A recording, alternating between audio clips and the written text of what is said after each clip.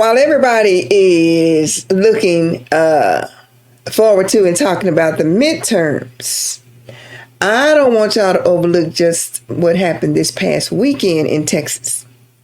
Now, we know it's going to be a hotly contested race come November with Tallarico, and I'm still saying Paxton is going to be the Republicans' guy.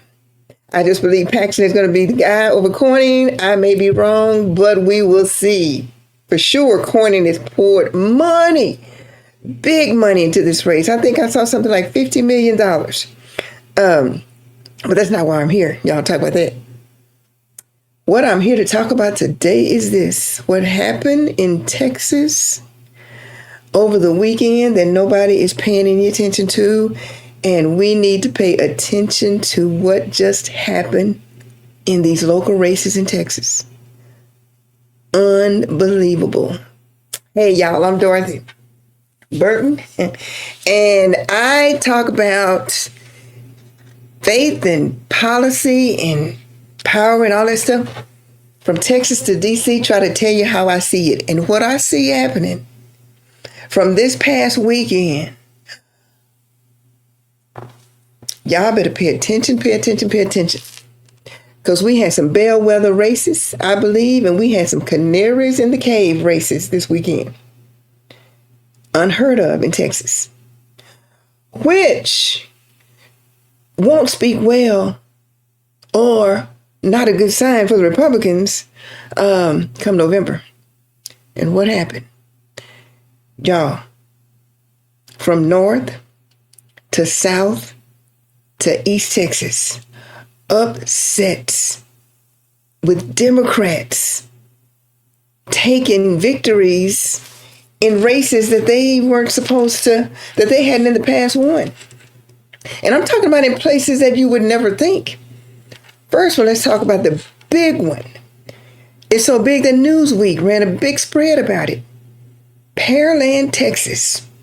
And a lot of you, if you ain't from Texas, like I'm a fifth generation Texan, if you ain't from Texas, you go, where in the world is Pearland, Texas? Well, Pearland, Texas is in Brazoria County. You go, where in the world is Brazoria County? Well, you heard of Houston, right? So it's a suburb of Houston down in South Texas. And what did they do?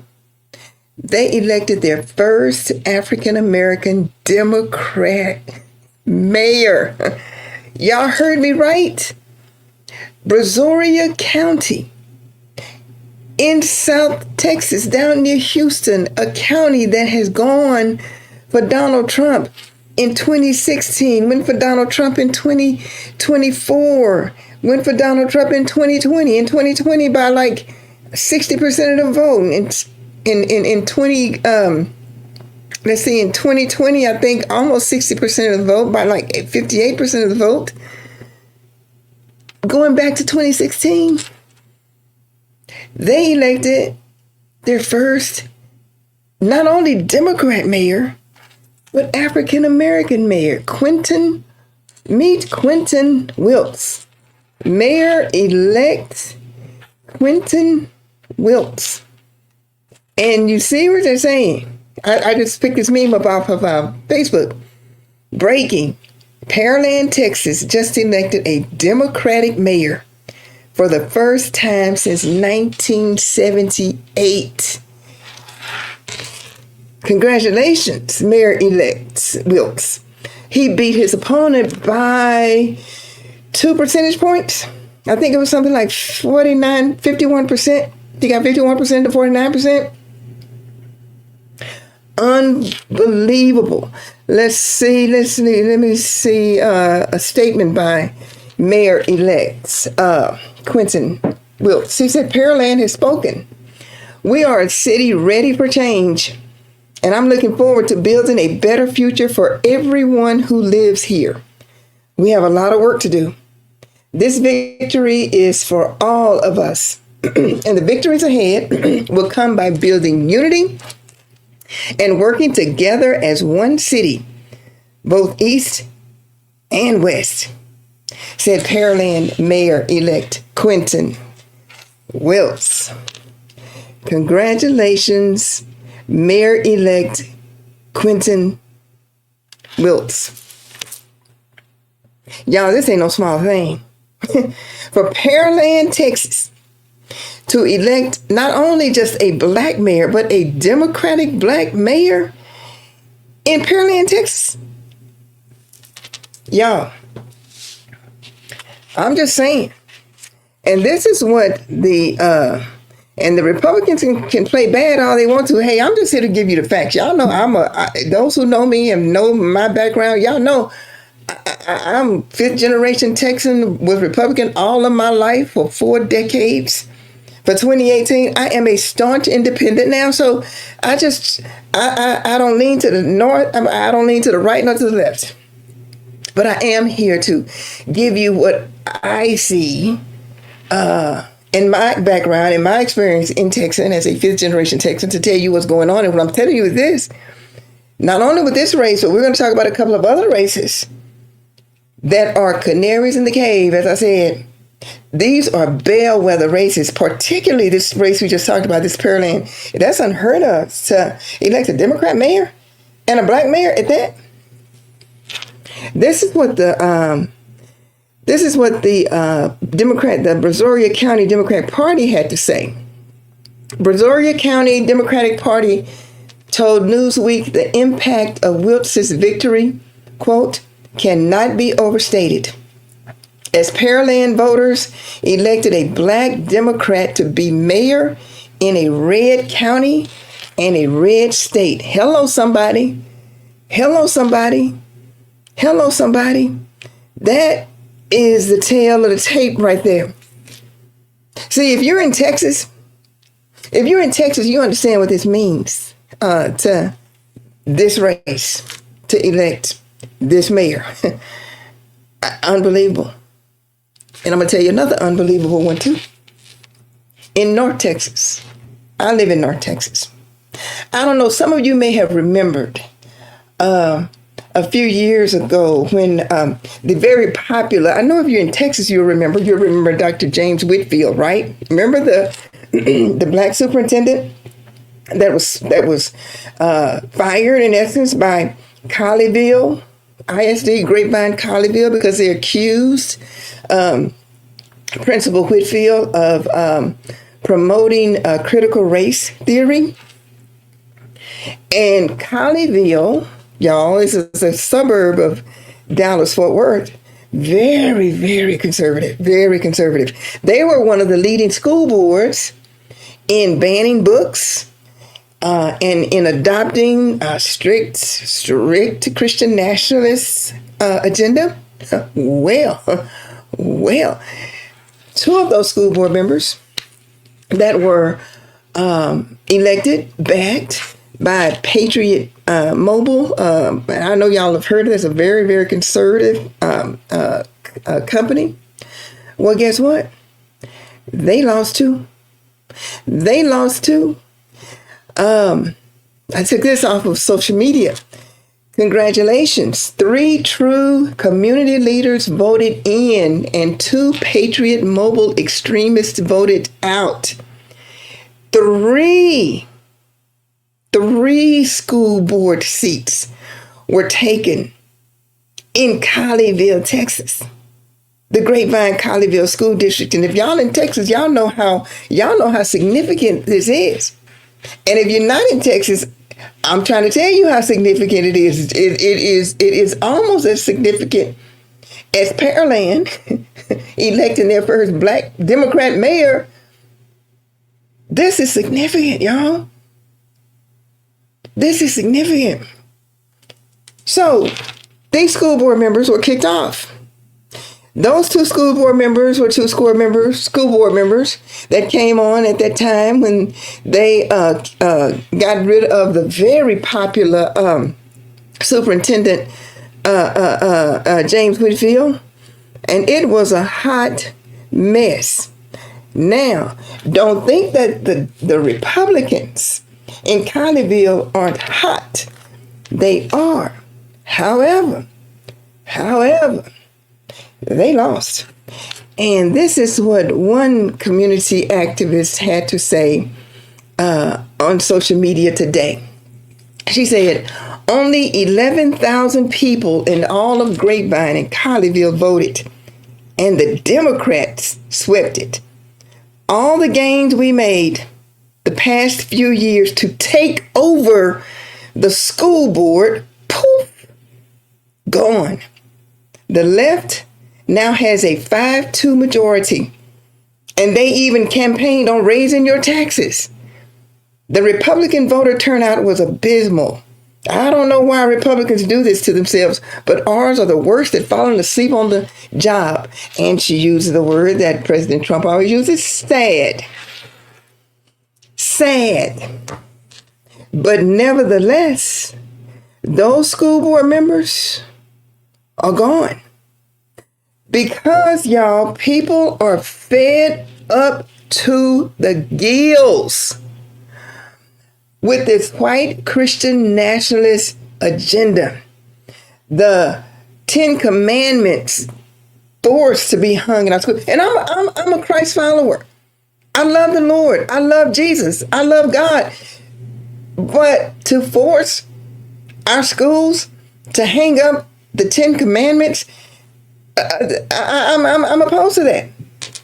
I'm opposed to that. And thank God the people in Colleyville were opposed to it too.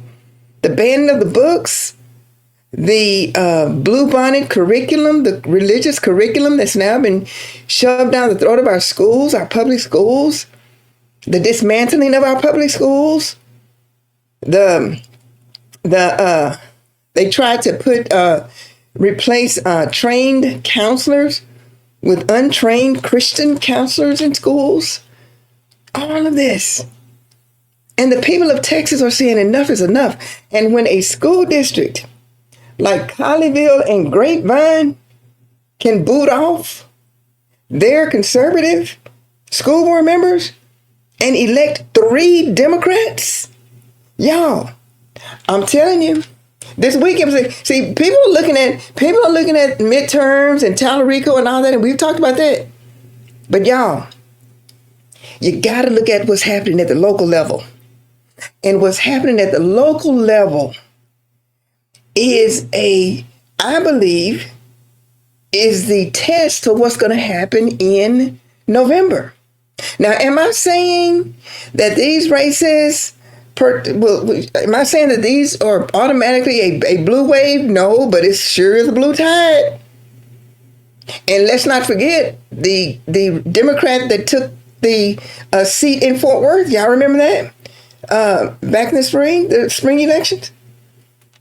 A long-held Republican seat now held by a Democrat over in Fort Worth. That was unheard of too. So y'all, if you look at what's happening at the local level, you will get a pretty good idea of probably what's going to happen in the fall. Don't take lightly. And I want you to look closely at your city. I want you to look closely at these races. The national people are not going to talk about these local races, but I'm telling you, these are the canaries in the cave. And for a Pearland, Texas, to elect a black mayor, a black Democrat mayor, I keep going back to it because it is crazy. That just doesn't happen. Not down there. And then I'm going to tell you another race. Okay, that's South Texas. And then we came up to North Texas to the school board, right? I say it all the time. I say it all the time because it's true. Because I know Texas. I say it, let me say it right. Rural Texas rules Texas. And y'all heard me say that before. Y'all heard me say that in the Tallarico Jasmine Crockett race. That's why I told you that Jasmine Crockett was not going to win. I told you that months before that race. Because rural Texas, RURAL, rules Texas. We have 254 counties. The urban centers, Dallas, Houston, Fort Worth, San Antonio, Austin, people hear about those all the time. But those aren't the counties and the cities that elect candidates statewide. That's why these races that we're looking at locally at the local level in these places where Republicans have had the stronghold for so long and Democrats are taking these seats, I'm telling you. That's why Dan Patrick a couple of weeks ago, and I did a video on it, he hit the panic button because Dan Patrick has been around. Dan Patrick knows what time it is. He knows what time it is. Okay, we looked at that race in South Texas with the mayor. We looked at the race in North Texas, kicking those school board members off. And let's look at one more, and that's down in East Texas, where I'm from. Crazy. East Texas is red country. East Texas is Republican country. Share what happened in East Texas this weekend. You find it. Here we go. They elected a Democrat to their school board in Tyler, Texas. Tyler, Texas is near Longview. Tyler, Texas is, if you heard of Terrell, Texas, Marshall, Texas, Longview, Texas, that's the Texas we're talking about. East Texas. Congratulations, this is from the Texas Rural Democrats. Congratulations to Dr. Kendra Bircher on her decisive victory in the Tyler ISD School Board District 4 race in a closely watched contest. She earned a strong win over the incumbent, a Republican precinct chair. Y'all hear me? Y'all see that? The woman won over a Republican precinct chair in Smith County. Smith County is blood red, demonstrating broad community support for her vision. Dr. Bircher and her campaign manager, Imari Watson, ran an outstanding campaign rooted in engagement, clarity, and purpose. Their efforts set a high standard for leadership and collaboration. The East Texas Democratic Caucus and Texas Rural Democrats look forward to the impact of their leadership with a renewed focus on student learning, constructive dialogue, and a positive direction for the district. Another red school district rejecting the book bans, the attack on LGBTQ, the attack on curriculum. Y'all, this was a fascinating weekend in Texas. From north to south to east. And we already talked about West Texas. West Texas, you know, is heavily Hispanic.